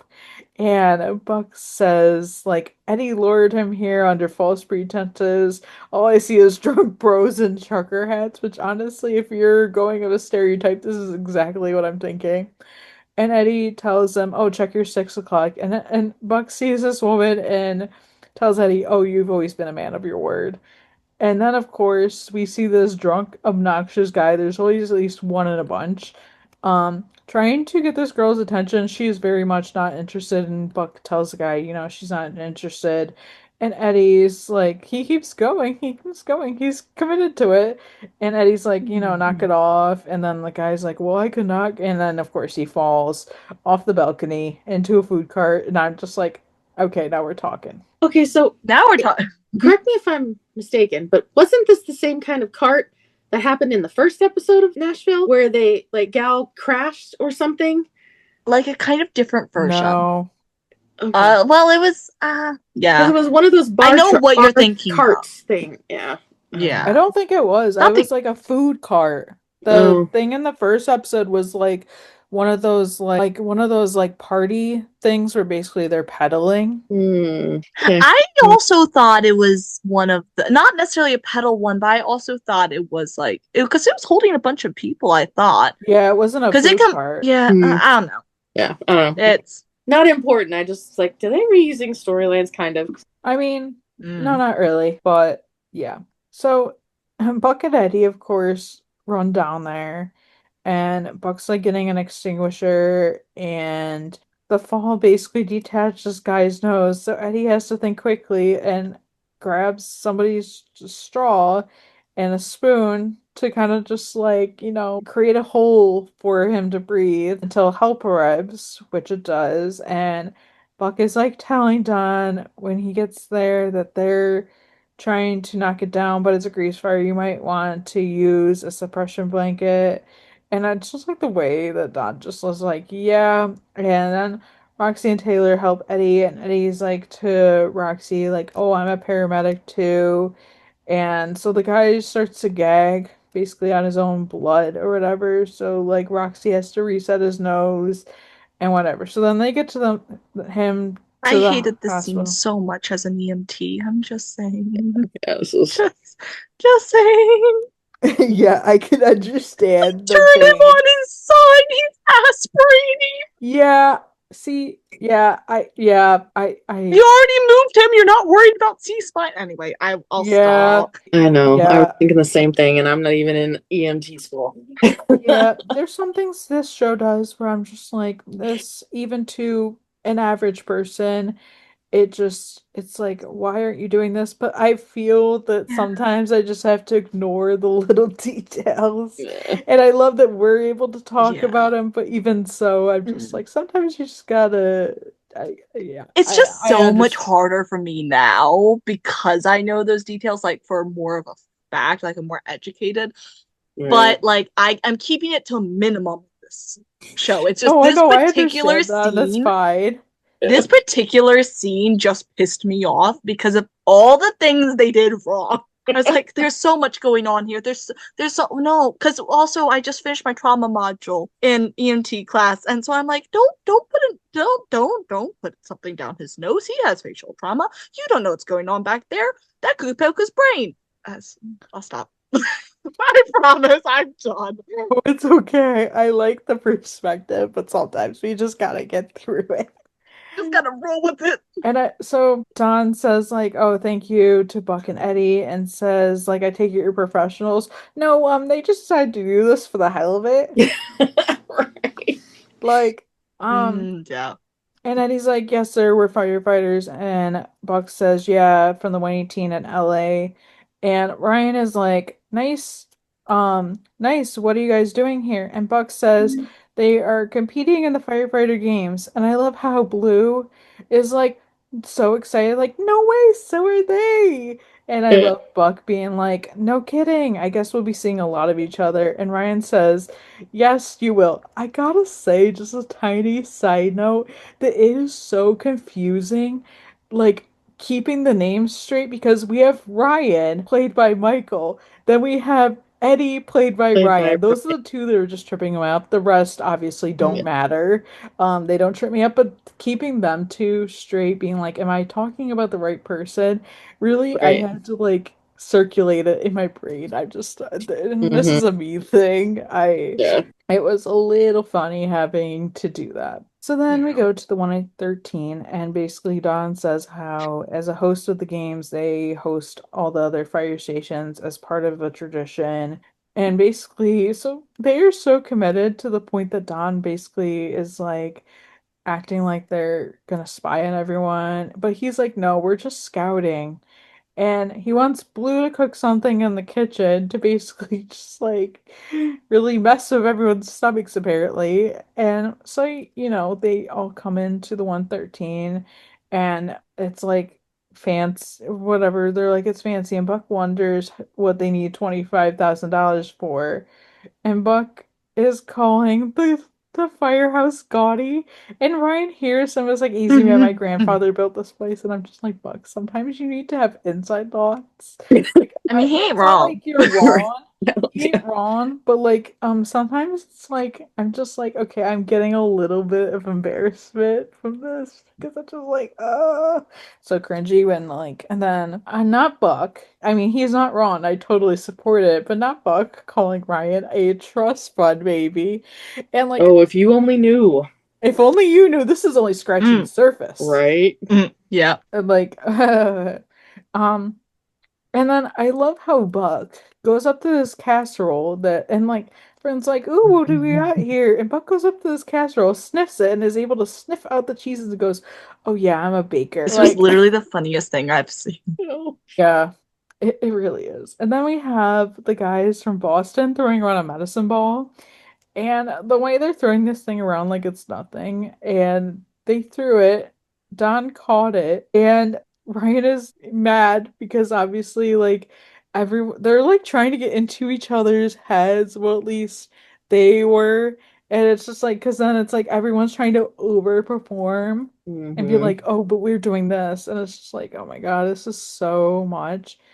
Whatever. So then they go into like Don's office. They're having a family meeting or whatever. And so basically he dislocated his finger because of course he would right before the games. I mean, why wouldn't he? And then, Hey, I've refs. done that playing basketball, so I get it. Yeah. But And like those medicine balls can be heavy. but it was like so strategic that it's like obvious they would do this. Mm-hmm. And whatever. So like Roxy has to pop it back in place, but like it's like, okay, well, he can't play anymore. And so like Don's trying to figure out who's gonna take his place, and Roxy and Taylor are just like so not into it, and I love them for it. And it's like I love them calling it out, being like, you hearts are insane. Like you are competitive and you are insane and nobody wants to be around that. And poor Blue walks into the room and he's like, "Oh, sorry I was late. Like they were talking off my ear or something." And it's like, no, we found who's gonna take Don's place so easily. Like that, it was like a poor puppy walking into the room. But then we get to the actual games, which when I heard that this is like the thing that they were gonna be doing, I was like, okay, that's interesting. I actually like that. And it's interesting because the teams were obviously like LA, Nashville, Boston, Des Moines, Detroit, Kansas City, Kenosha, Orlando, San Antonio, and Seattle. Which I did hear about because I heard somebody say that like basically all these different like emblems for different fire stations were going to be used in the show. But obviously until the episode aired, I didn't know like the context of what that was. Um there's so many things happening, but not Mm-hmm. Blythe and Dixie wearing the same freaking outfit. Dude. I was just like, of course they are. Uh, and then not this woman sitting in between them, and Oh, poor then girl. and that poor woman, and so she sits in between them, and then she's like, "Oh, I'm sorry, I didn't mean to split up some friends," and they're like, "No, you're good, you're good." Like, we want somebody between us. Literally, I think that was for the best. And so I think there were so many like funny little moments or just little tidbits in this episode because not the Kenosha firefighters being Carl and Carl, but one with a K and one with a C. And then Yep. this woman that's sitting in between Blythe and Dixie being Carla. So her husband is Carl and she is Carla. And I just love how like they all find this out and I'm just like, yeah, that's really funny. I love how she's like asking, "Oh, like who are you here for?" And Blythe points out Ryan and Don saying, "Oh, that's my son and my husband." And then Dixie points out Blue, of course, and says, "And that's his dad." Don, obviously, and this is so messy. That's not how You Blue. could see the second Carla started to regret where she Yeah. sat. Yep. She's like, wait a second. For This poor sure. woman, she was just like, Mm-hmm. "Oh, lovely." And so then it's like Don says that they want to win the trophy, but you do it for family. And Buck says, like, for Bobby, which that part was so sweet. And Mm-hmm. so the first event happens, and it's like them taking down a fire, basically, and like Buck wins that so easily. Hell yeah. And then the next event is like the ladder climb. They have to climb to the top or whatever, and ring the bell or something. And Nashville took that one. And like the competitive tension between Buck and Ryan was so interesting. At some points, I was just like, "This is a little." They like played this a little too hard, but like I think that was kind of the point. And it's like people were questioning Buck being competitive, and I'm like, guys, where have you been? He's always been like this. And the next event was like a fire truck pole, as they called it, and it's like LA won. And then I love Buck being like West Coast, Best Coast. And then they're in the lead, and Nashville is behind them. And they have like another event, and then after they have a hydration break. And not like Eddie and Buck being shirtless and the mom's totally thirsting over that. I know. I was like, okay. I You know they knew did that that on was coming. purpose. They totally Yeah. did. And honestly, I can't blame them. They're very hot men. Yeah, for sure. At least they And have good taste. I noticed that they didn't cover up any of Buck's tattoos or Oliver's tattoos. I Buck don't has think they tattoos now. have. I know there was a few that they were, but I also think when they were in Nashville, he probably wasn't. They kind of just didn't think about that, and I don't know. Although it's like the same people that work on, well, some work on both shows or have at a time, so it's like not like they wouldn't know, but I don't know, maybe it was just like a harder scene to even think about that for. Yeah. It really doesn't matter. I don't think anybody, it wasn't the point, but yeah, it is very interesting. On this next event, The judge said the LA won by a tenth of a second, and Ryan is like, "There's no way I beat him. I wanted to punch him so hard because I'm like, why are you such a sore loser? You were so annoying. Like, stop." Just I was so sick of it, and like I get they're competitive, and like I love. And Don's like yelling, "I want to see the tape. I'm a coach's challenge," and the ref is like, "There is no coach's challenge." Okay, this is not a real sporting event. This is not a real thing. Like, yes, it is like a competition, but like you're doing this for like money or whatever, like, or you're doing this for like the sportsmanship. Like, it's not that serious, is I what. kind of wanted to punch them out the window occasionally. I'm just Yeah, saying, yeah. I was a little over them. No. Yep. No. They were just like they gave like that we think we're better than everyone else. We're gonna win kind of people, and I'm just like, no, stop it. Yeah. And like at this point, Boston was in the lead, and LA and Nashville were tied for second. And then there's obviously a final event. And Ryan tells Don, like, don't worry, we have one more event. We'll beat these chumps. And Buck hears, and it's like, "That's your dad, huh?" And he calls him a trust fund baby and a nepo baby, which he's not wrong. And it was very funny. But I'm just like, the confrontation or the tension with this, I'm just like, ooh. I mean, I love him calling it out because these are things that we've been saying all season when we've been watching Nashville. Is we've been saying Nepo baby. I don't think we ever said trust fund baby, but it fits. If the shoe fits. It does. It Just the absolutely fact that Buck does. said this, I was like, yes, that is This in is fact like the probably what everyone has been saying. Yeah. And it's just like not him getting in his face and going, Nepo baby. I just like, fact. and like they're gonna fight, but then Boo's like, don't listen to him. That guy is a jerk. Dad wouldn't want him to get in your head. And Buck hears him say that, and he's like, not only are we competing against one Nepo baby, we're competing against two Nepo babies. That Oh was so my funny. lord. It was very funny. And Buck says, like, what kind of firehouse is daddy running? And not them like legitimately fighting.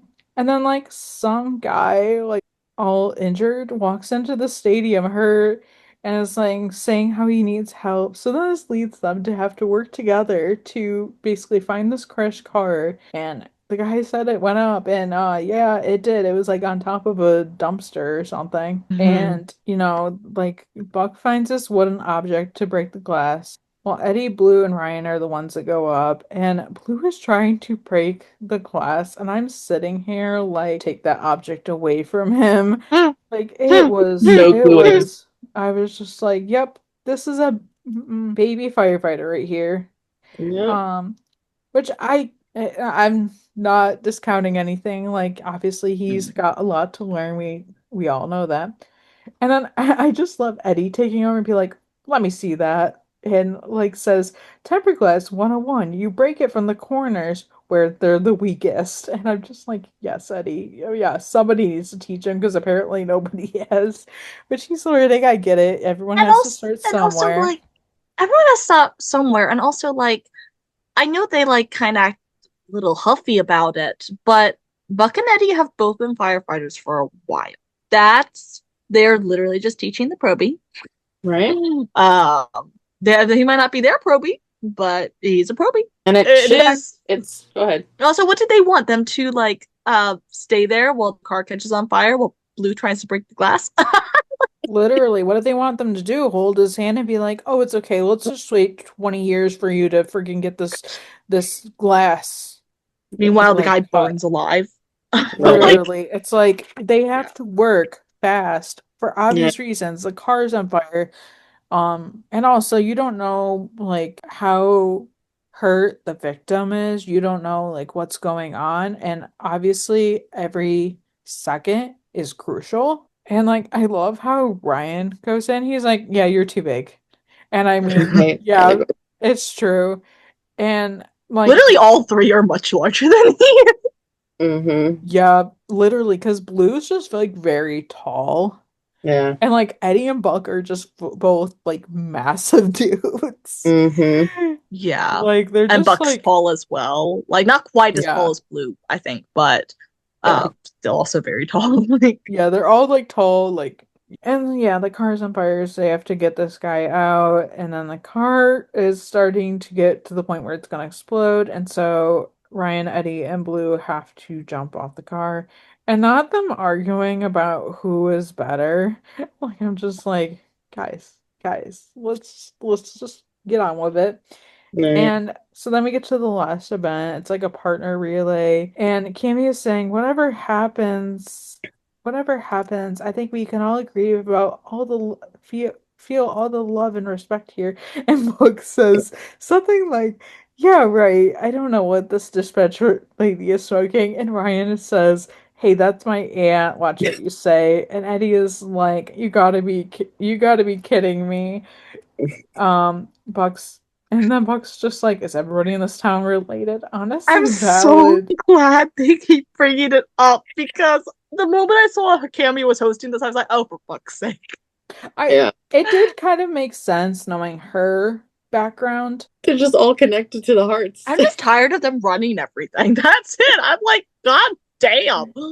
Yeah, because like and if you compare it, and I feel like they might have also taken things that people have said, or they realize, I'm sure they realize that it like seems like the whole freaking Nashville FD or just whatever, everyone's in like cahoots, because like in that one you have little balances of it, because like Maddie and Buck are siblings.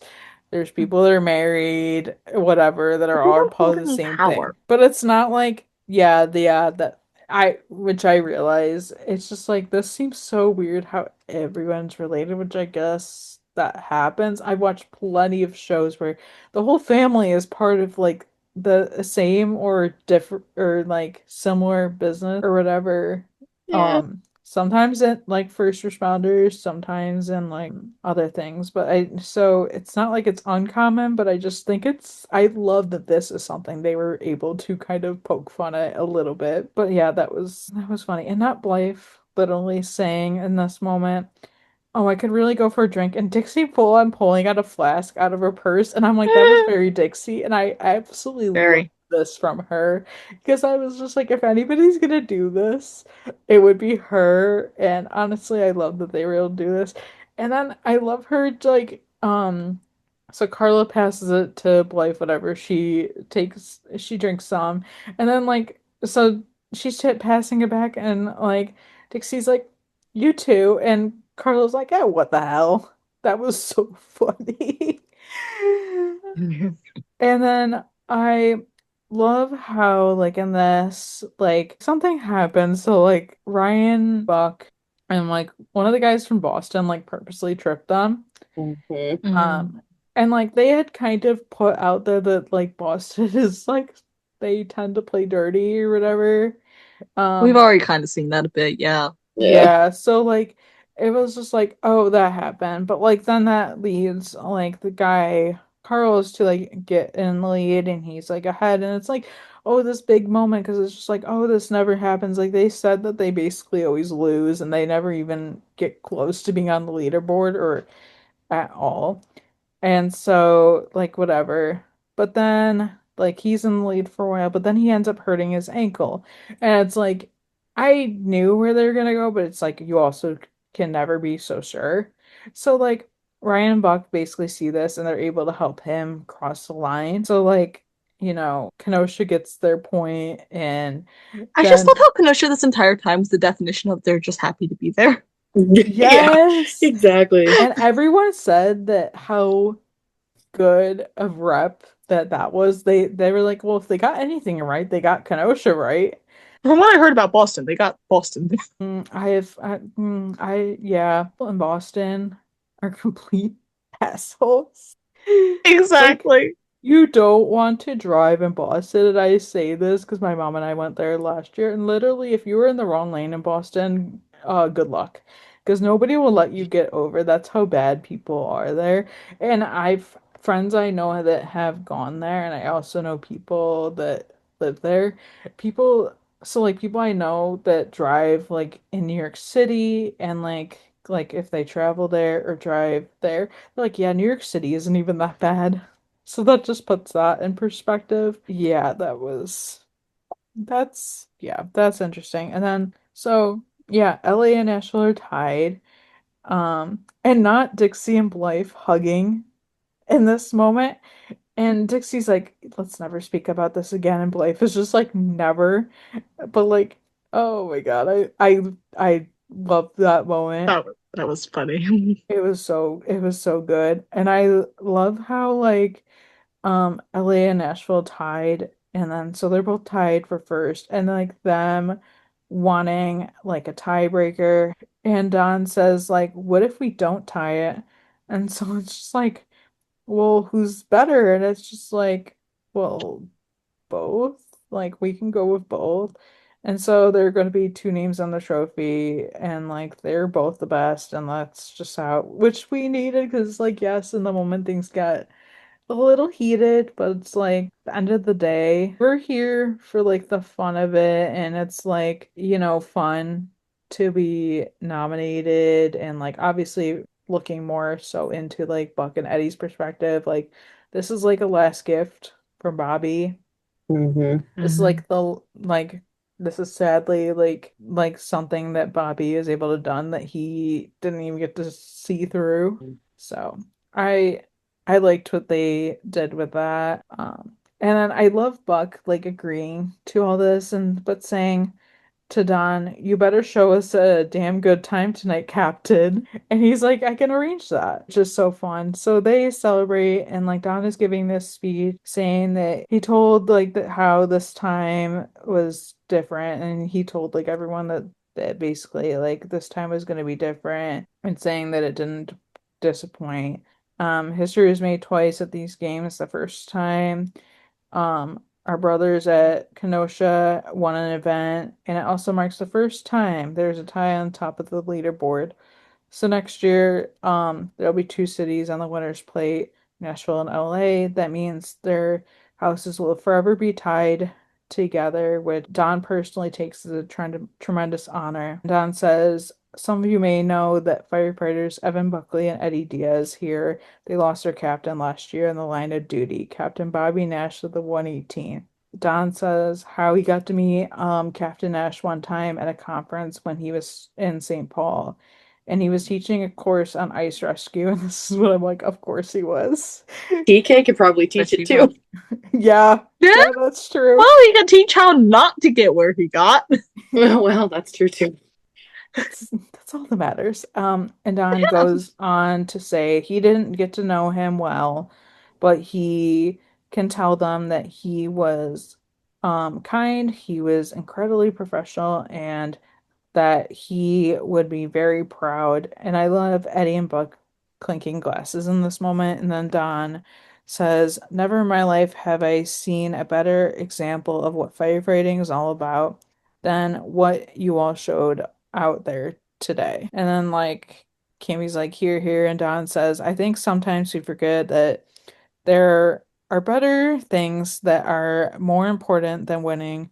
And I love Roxy calling him out and saying, oh, come on, we cap. And he's like, hey, watch it, Rox, which is so funny. I love, yes, call him out more, please. Yes, thank you, Roxy. Thank you for doing your part. Mhm. And Don says that he wants to make a toast to Spirit Games and everyone cheers. And I love how Don is like, after saying all that they're doing to see who like can stay on the bowl longest. And I love this like fun little competition and stuff like that. That was such a fun part of the episode to see like everyone be a part of that. And then I love Buck saying that like they are awesome, and Ryan's like, no man, you're awesome. And it's just like, oh, you guys were going at each other's throats maybe 10 minutes ago, and now you're just like besties. That was so funny to me. And like literally, again, I've never been to Boston. I've never really met any Bostonian. But from what I've heard about Bostonians, that's about right. Yeah. That's about right. Like they're going back and forth, like, no, you're awesome. And then like one of the Boston guys is like, no, you all are awesome. And I was just like, okay, I love that. They're so drunk. Yeah. They That's the whole are. thing. They're so drunk. Right? They are, but honestly, like it's close enough. And I love this little part of the scene. Not this guy asking Roxy what her story is, and her saying, "Don't worry, you're not in it." I am saving that line. I'm getting it tattooed. I am holding that for when I need it. God damn, that was a line. Yeah. That was so good. Where I was Nashville can just- actually end right here. That's all I needed. Yeah. Um, yeah, I love that so much. Did you guys recognize the 126 turnouts on the Kenosha guys? Oh, I didn't even notice. Yeah, the Kenosha guys were wearing the 126 colors, the black with the orangish red, pink. I guess I don't Yeah. notice because in a lot of the shows I watch, that's what they wear. Like reuse stuff, yeah. But it's like, no, you don't touch Lone Star stuff. I know. Yeah, which it was funny because I saw this video from this girl where she was basically talking about, okay, the only thing that Nashville, like the crossover, made me like think about is how much I miss Lone Star. And I was like, oh, I gotta talk about this too. And I was just like, see, my thought was in my head, which I think they wanted to make this kind of happen where they did have Austin there and they wanted to get a couple people to whatever. And this is like in the early developments, from what I understand, of a crossover that it might not have been for like this like plot, but some other plot they wanted that to happen. And in my head, thinking about this, as I was like, how cool would it have been if Austin was there? And in my head, I picture like Marjan and Paul being there competing. Because like Marjan Oh, Marjan and specifically, Paul would be great for this. Mm-hmm. because I think they're both like pretty competitive. Marjan is specifically. And I mean, the other person could just be dragged there. And also, like, Marjan and Eddie, of course, if ever anybody remembers, like, the Lone Star 911 crossover, they had, like, a lot of a lot of scenes together in that episode, and they kind of had, like, their own little banter. Mm-hmm.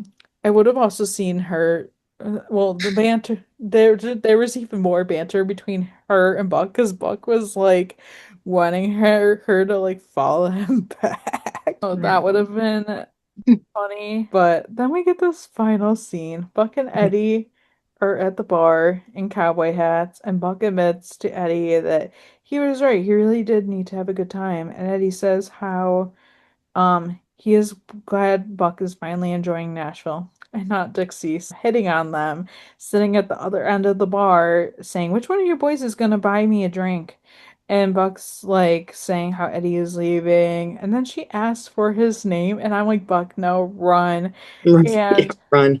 I'm glad they left it at that. And I did screenshot this, I think, earlier because I saw that Buck Oliver was asked this about this specific scene. That's right, because he did a takeover, right? I think Thursday when the episode aired. It wasn't part of that, it was an interview. Mm. But basically, so he was asked, I think we missed out on the end. We didn't get to see Buck and Dixie really hang out at the bar. And Oliver says, let's leave that to the imagination.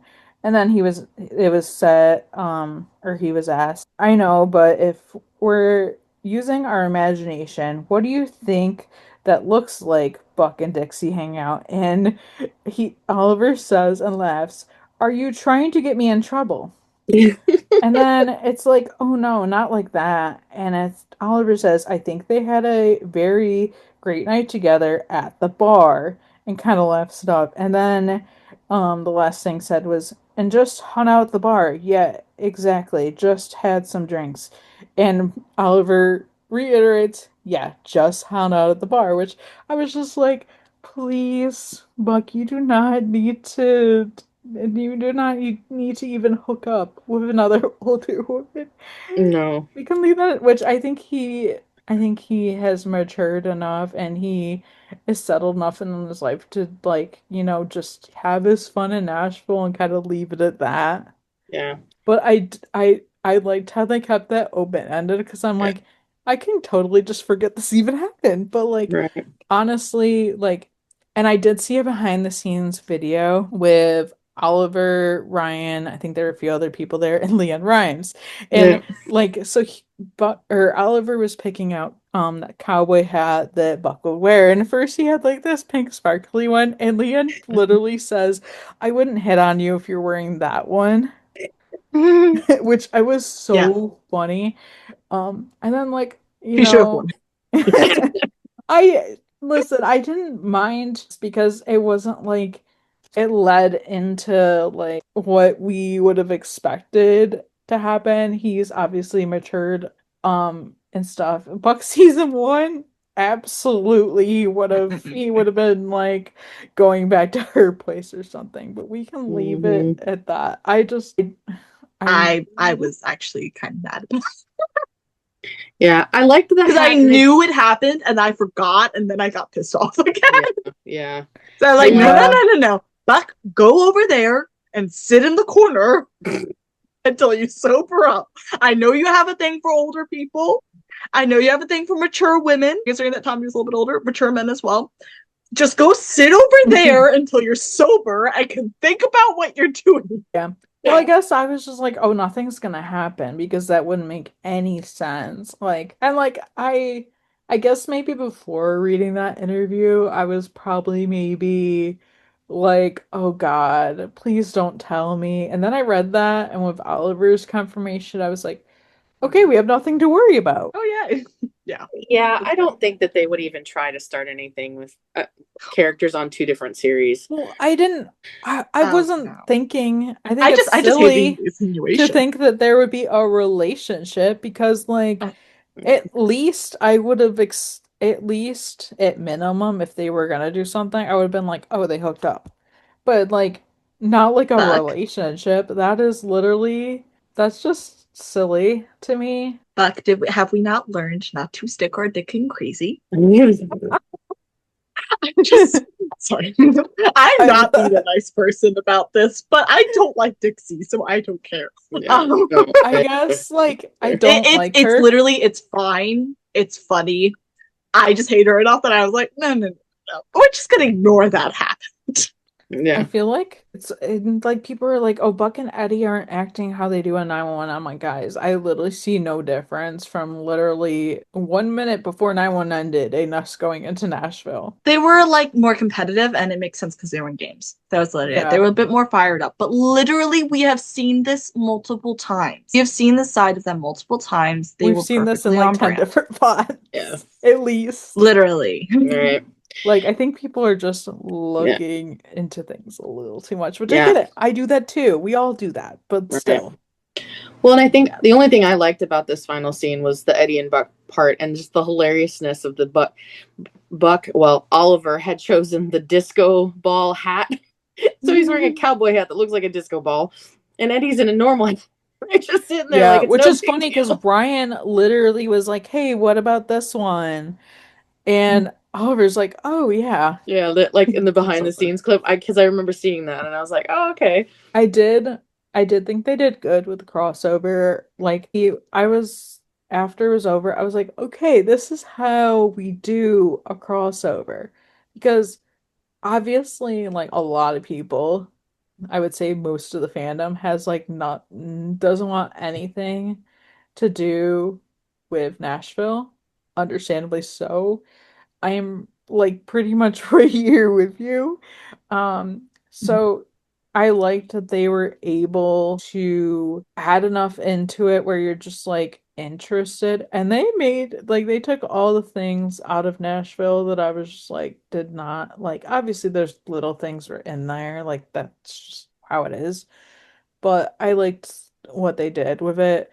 And it was such like a good transition too. It was just like, okay, we're getting Buck and Eddie. Like I loved all the content, and yeah, it was honestly like fun to watch. And I love that concept of the firefighter games. And I'm like, okay, no, now we need to do a version in LA. I would love if they were to cross over again for it being a couple people from Nashville coming to LA. I think that'd be interesting.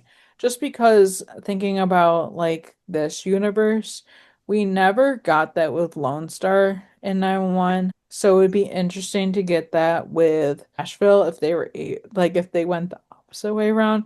Because like I don't how many times are they gonna go to Nashville and make it like seem natural? And I know like Ryan was like when he did the takeover last week, he was like no, well next time like I would love to do another crossover, but next time everybody needs to come to Nashville and I'm like, oh, they don't have the budget for that. Like they're already like talking about like there being like cuts and possibly being fewer episodes or like different things. And I'm like, oh, they definitely that's wishful thinking because they definitely don't have the budget for like everybody from the 118 to go to Nashville. Well, I have kind of another theory on that too, because I've seen it happen in other series that had kind of like multiple like shows kind of in the universe. Like the first season of the younger show, they usually will do like a crossover, but then they will never do another one as kind of a way to help blend the fans, but then try to have the other shows stand on their own. Like I think is kind of why they did it the way they did it for Lone Star, because they wanted Lone Star to stand on its own without always just 911. So I don't know. Yeah. We'll see. Yeah, we will see. But they were good solid episodes. Like it was definitely worth the watch. I'm glad it wasn't like Dixie and Blythe having issues and Blythe's dad involved, and I'm glad it was focused on the games and a little bit of the characters. It wasn't too much like Nashville drama Yeah, on top of the games. Yeah, I was happy to have Nashville kind of limited in here. I was also kind of happy to see like what they showed was LA dominating, even though they showed Nashville neck and neck, and I liked that because I wasn't necessarily there for it. I wasn't there for the Nashville bit. But honestly, it was fine. Like it was a pretty good crossover. I found the games to be interesting. But I was watching that a little bit, just going, so they're just like some of those are just like the CPAP, but on steroids. pretty much. Yeah. Like when they said it was like the Olympics for firefighters, they weren't wrong. Right. So in other news, 911 was renewed for the season 10. Whoop, whoop, whoop, Which whoop. I'm very excited for. And I did see that somebody saying like, oh yeah, they were gonna utilize the fact they were crossing over to reveal that they were renewed. You know what? I'm glad that we're finding out now and not us waiting. Yeah. It feels early. It feels early for a It's renewal very early. confirmation. I think they're gonna wrap earlier too. I think possibly an April finale instead of a May finale. Which does make sense because they came back after the fall break. They came back in January instead of March they had previously, so it would make sense that they would wrap earlier. That's like that it could change, but like it's seeming that way from all the things I've seen regarding like the schedule. So obviously that's like subject to change, but that's what it's looking like right now. So promo. So we have Buck and Eddie going on a road trip. They're in the car, they're snacking, they're yelling like, hey, like it's interesting. And then it's like next Thursday, 9-1 is a trip. And so a car behind them is revving its engine, and then we see like their car flip. Eddie's in the hospital asking, what about my friend? How is he? And they tell Eddie that they didn't find anybody with him. And then Maddie is saying he is missing. Athena says someone might have picked him up. Okay, who is picking him up? Unless it's somebody at the 118. That doesn't make any sense, but whatever. We're gonna, like, whatever. And then Chim is also there in that moment. And then Buck is kidnapped, yelling. And I'm just like, we really just went back to the age-old formula. Buckley siblings and getting kidnapped because Maddie was kidnapped last season and now Buck is kidnapped. Yeah. I'm not mad about it necessarily. No. I'm just like, but it is odd. I'm like, and also we had like, yes, it was still a car accident, I get that, but like Han and Karen, that was like another one. And I'm just like, the fact that like two storylines we had are kind of being reused, which maybe that was like an Easter egg they were giving us where they were like, hey, we're gonna have to put these in these episodes, but they're really not gonna be detrimental. They're just gonna be there. And saving it later, I don't know. And yeah, and also the synopsis for this episode was Eddie and Buck's flight back to Los Angeles is canceled following the National Firefighter Games. hoping to be home for Hen's birthday. They decide a cross country road trip is the fastest way until they get off track and Buck goes missing. And I'm just like, Y'all, I think that I might literally sounds start. like the synopsis to a fic. A postcode of fic on AO3. I'm sorry, that literally is what it sounds like. Yep. I get that, but I also I'm just like, I'm not mad about it. No. I'm not mad about it. I just like to say, but I I'm laughing love. because you're reading it and I'm reading it. I'm like, that exact format is just so AO3 coded. I'm not mad. I Yeah, don't know. I so many things I'm thinking. Like, okay, so like I've seen people online being like, okay, Han's birthday doesn't seem like something that should be like that doesn't seem like the timelines. Okay, like the birthday thing was 8/13. I did look this up the other day, so it Mm. actually does track pretty well. I mean, I think people are maybe thinking that like, oh, well, the no, if you're going off of like, oh, this happened here, yeah, it does like they're lining up pretty well. Which actually, the hen's birthday thing, I'm glad this is being like something they're revisiting because it's just like everyone forgot her birthday, and obviously they're trying to be good this year. They're Mm-hmm. trying to make it special this year. They're trying to get their hardest to get back, but now it's gonna be ruined by a kidnapping. I mean, Hen will Right. understand, obviously. So like they were like, "Hey, can somebody kidnap me so we miss our bestie's birthday?" No, definitely not. I do think it is interesting that they're reusing that. Like, I don't know, I'm very interested to see where they're going to go with the kidnapping because they've shown absolutely no like personal, and also it's a cross country. So, like, we don't even know, I think, where they are when this happens. So, like, No. how personal can it be when they might be in fucking Kansas for all we know? I did But, get like, okay, so guys, I got so confused when I originally watched the promo because this is right after the episode aired. So I'm watching it and I'm so confused because they merged the 911. So the first half is the 911 promo, then the next half is the Nashville promo, but there's no like context that they're just merging the promos for each show's next episode. So I'm just like, wait, we're getting another crossover next week? I'm very confused. I think it Ooh. took me like mm, 4 or 5 times watching it, and like the next day when nobody is talking about that context, and I'm just like, oh, this is a me problem. And I'm like, oh, they're just showing both promos because obviously they didn't put a promo at the end of night one into Nashville because obviously that wouldn't be seamless.